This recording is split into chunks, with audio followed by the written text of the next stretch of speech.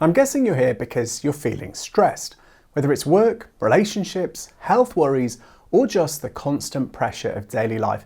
Stress affects us all, myself included. But the good news is there are things that you can do to take back control and feel more balanced. I'm Dr. Donovan, and in this video I'll walk you through 10 evidence-based ways to manage stress. Think of them as small, practical steps that can, over time, make a big difference. And before we start, if you feel comfortable doing so, I want to invite you to write in the comments section something that is making you stressed right now and one way you think you could help relieve it. And if you see someone's comment and you want to offer them some support, please feel free to reply to them.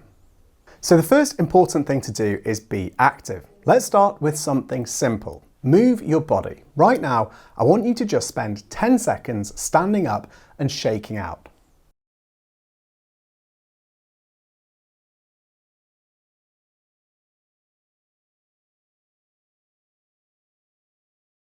Now it feels pretty good, right? Well, exercise won't make your problems magically disappear, but it does reduce the emotional intensity of stress. It helps to clear your mind and to make you feel more able to cope. Now, you don't need to run a marathon. Even a brisk walk, some yoga, or dancing around in your kitchen counts. The key is finding something that you enjoy and do it regularly. In my opinion, all movement is good movement. Tip 2 is to take control. Stress often feels worse when life just seems out of our hands. But here's the truth. Taking even small steps to act on a problem is empowering. That might mean making a decision that you've been putting off, having a difficult conversation, or making a plan. Now, regaining a sense of control helps to reduce anxiety, even if the problem itself isn't solved straight away. Now, the third point is to connect with people. It might sound obvious, but spending time with others isn't just comforting. It's vital for our mental health and well-being. A strong support network of family, friends, or colleagues can help you gain perspective, feel less alone, and even find practical solutions. And it's why at the beginning of this video, I asked you if you were stressed to write a comment in the comment section, and hopefully you'll have received a reply, and I'm sure that will make you feel better already. The next important thing to do is make time for yourself. Many of us work long hours or carry heavy responsibilities, but without time to recharge, stress can build quickly. Try to carve out a few hours each week for me time, whether it's reading, walking, cooking, or seeing friends. It doesn't need to be complicated, but it should feel like time for just you. Even if it's an hour a week, then that is really important time that you need to protect for yourself. Now, the fifth tip is to challenge yourself. Now, you might not feel like it, but taking on a new skill or goal, like learning a language, trying a new sport, or even completing a project at work, can boost your confidence and resilience. Now, it doesn't have to be big. The key is progress and not perfection. Do it because you're enjoying it. Think of when you were a child and when you used to go out into the garden and just have fun for the sake of having fun. Think of it like that. The sense of achievement will help to build mental strength and help you feel more in control.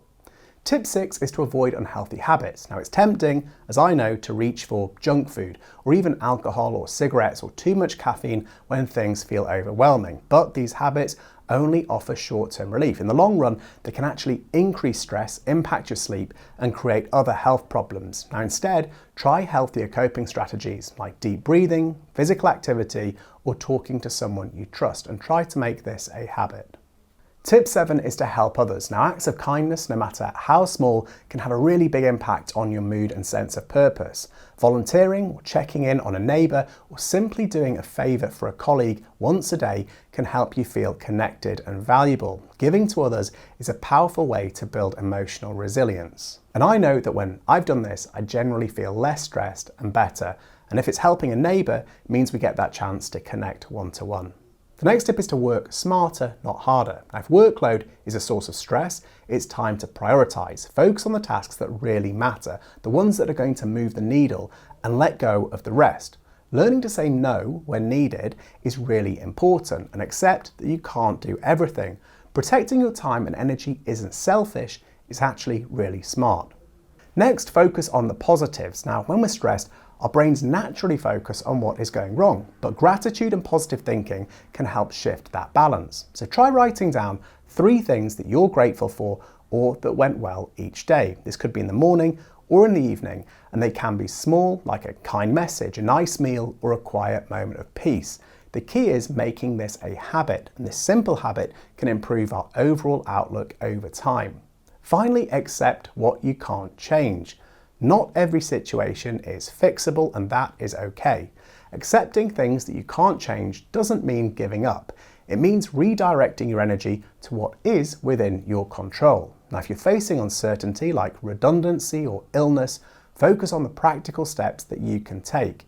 This might mean seeking support, updating your CV, or simply looking after your health as best as possible and reaching out to those who you trust to talk about any concerns you might have. Now, in summary, stress is part of life, but it doesn't have to run your life. These 10 tips won't solve every problem, but they're proven to help you build resilience, protect your mental health, and importantly, feel in more control. And remember, you don't have to do this alone. If stress is becoming overwhelming, please reach out to your doctor, a counsellor, or a trusted friend. Asking for help is a strength and not a weakness. If you found this video helpful, please share it with someone else, and remember, you've got this.